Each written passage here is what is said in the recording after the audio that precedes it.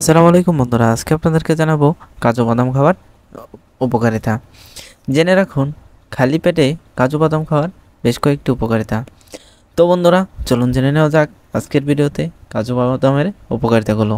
Number 1, ব্রেনের কার্যক্ষমতা বৃদ্ধি করে। কাজু বাদাম আপনার ব্রেনের যে কোনো ধরনের কার্যক্ষমতা বৃদ্ধি করতে বেশ কার্যকরী ভূমিকা পালন করে। নাম্বার 2, ইউরিক অ্যাসিড হতে বাধা সৃষ্টি করে। আপনার শরীরে যে কোনো প্রকার ইউরিক অ্যাসিড হতে বাধা সৃষ্টি করে কাজু বাদাম, তাই আপনি নিয়ম করে ডাক্তারের পরামর্শ অনুযায়ী কাজু বাদাম খেতে পারেন। নাম্বার 3, শক্তি বাড়াতে সাহায্য করে।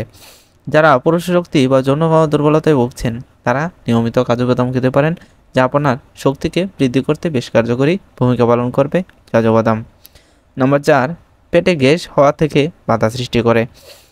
আপনার পেটে যে কোনো প্রকার গ্যাস হওয়া থেকে কাজু বাদাম তা রোধ করতে বেশ কার্যকরী ভূমিকা পালন করে, তাই কাজু বাদাম খেতে পারেন। নাম্বার 5, হাড় মজবুত করে।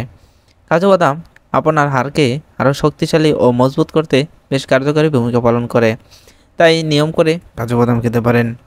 নাম্বার 6, ডায়াবেটিস নিয়ন্ত্রণে বেশ কার্যকরী কাজু বাদাম।